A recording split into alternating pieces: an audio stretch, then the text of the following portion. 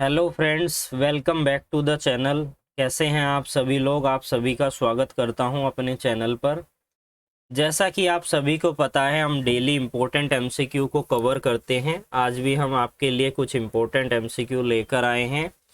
तो बात करते हैं सबसे पहले इम्पोर्टेंट एमसीक्यू के बारे में। क्या कह रहा है ये एमसीक्यू? ये कह रहा है कि इन सभी सेक्शंस में से इस सेक्शन के अंदर बात की गई है एब्सेंस ऑफ कंप्लेनेंट के बारे में।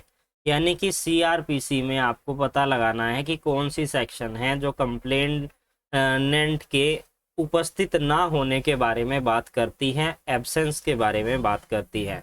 तो इससे रिलेटेड हमारा सीआरपीसी का सेक्शन है सेक्शन 249। अब हम बात करते हैं हमारे अगले इंपॉर्टेंट क्वेश्चन के बारे में। क्या कह रहा है ये क्वेश्चन? यह क्वेश्चन कह रहा है कि when the proceeding has been institute upon a complaint, यानी कि जब भी कंप्लेंट के ऊपर कोई भी केस जो है गठित किया जाता है, and on any day fix for the hearing of the case, और केस इंस्टीट्यूट होने के बाद एक डेट फिक्स की जाती है आगे की कार्रवाई के लिए। The complainant is absent, then what is the result of the absence of the complaint. यानी कि जो डेट फिक्स की गई है आगे की कोर्ट की प्रोसीडिंग को आगे बढ़ाने के लिए, उस दिन जो है कंप्लेनेंट ही नहीं आ रहा है। तो ऐसे में उसका क्या रिजल्ट होगा, क्या प्रभाव पड़ेगा उसका? तो इन सभी ऑप्शंस में से कौन सा ऑप्शन बिल्कुल सही है? मजिस्ट्रेट साहब यहाँ पर क्या करेंगे? क्या एक्यूज को डिस्चार्ज कर दिया जाएगा? एक्यूज को डिस्चार्ज कर दिया जाएगा। कब डिस्चार्ज किया जाएगा? Before the charge has been framed. Accused को कन्विक्ट कर दिया जाएगा, या इन सभी में से कोई भी नहीं है। तो इसके लिए आपको पर्टिकुलर सेक्शन को जो है पढ़ना होगा, सेक्शन नंबर 249, जिससे आपको पता चलेगा कि ये सेक्शन क्या रही है और इससे रिलेटेड कौन कौन से क्वेश्चन बन सकते हैं। जो इस क्वेश्चन का हमारा जवाब है, सही जवाब है हमारा सेकंड ऑप्शन है। अब हम बात करते हैं हमारे अगले इंपॉर्टेंट क्वेश्चन के बारे में।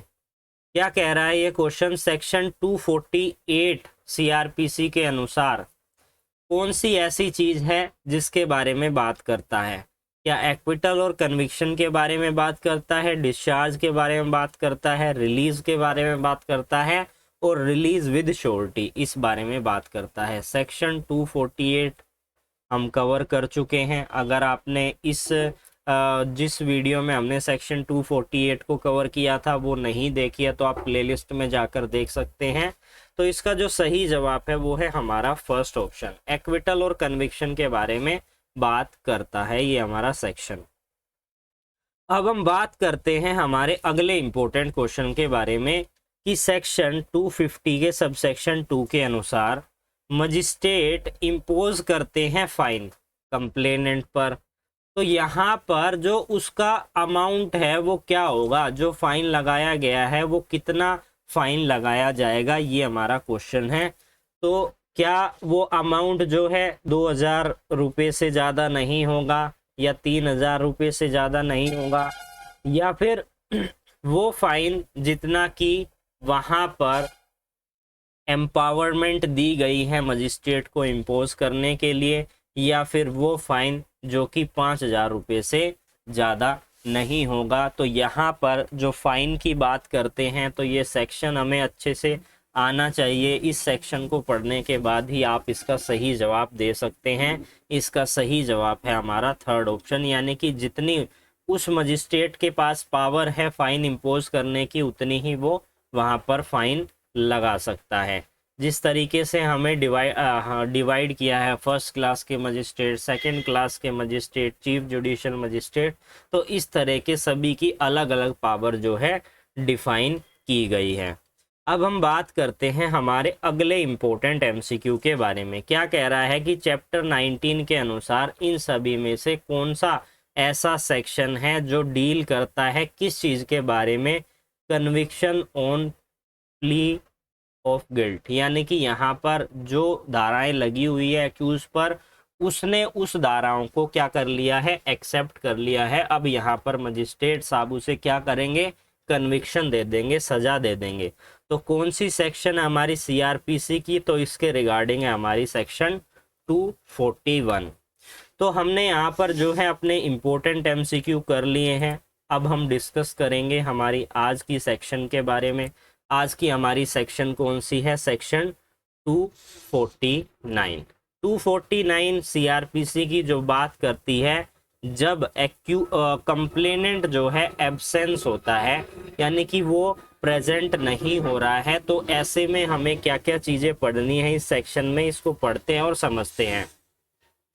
When the proceeding has been instituted upon a complaint, यानी कि कंप्लेंट फाइल की गई है और उस पे केस जो है गठित हुआ है, and on any date fix for the hearing of the case, उसके बाद डेट फिक्स की गई है कि आगे की कार्रवाई को आगे बढ़ाया जाए, and the complainant is absence, यहाँ पर क्या कहा है कि कंप्लेनेंट इज एब्सेंस, कंप्लेनेंट आ ही नहीं रहा है, एंड द ऑफेंस में बी ए लॉफुल कंपाउंडेबल, यहाँ पर जिसके लिए कंप्लेनेंट ने कंप्लेंट फाइल की है वो किस प्रवृत्ति का है, वो कंपाउंडेबल नेचर का है, कंपाउंडेबल नेचर का है।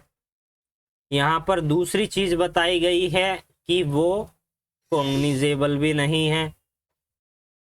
तो ऐसे में कौन से ऐसे अपराध होते हैं जो कॉग्निजेबल नहीं होते, यानी कि वो अपराध जो ज़्यादा गंभीर नहीं है, कंपाउंडेबल नेचर के, यानी कि उसमें समझौता किया जा सकता है, ये भी कुछ ज़्यादा गंभीर अपराध नहीं है।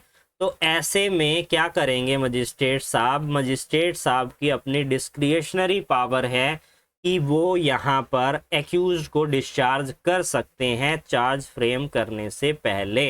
ये यहाँ पर मेंशन किया गया है, not with standing anything here in after contain, भले ही पहले कोई भी चीज़ इसमें शामिल की गई हो, किसी भी समय पर चार्ज फ्रेम करने से पहले यहाँ पर एक्यूज को डिस्चार्ज किया जा सकता है। मजिस्ट्रेट साहब के पास उनकी डिस्क्रिशनरी पावर दी गई है। तो आज हमने इस सेक्शन में इस वीडियो में अपने इम्पोर्टेंट सेक्शन को कवर किया, साथ ही हमने यहाँ पर जो थे इम्पोर्टेंट एमसीक्यू कवर किए। इससे प्रीवियस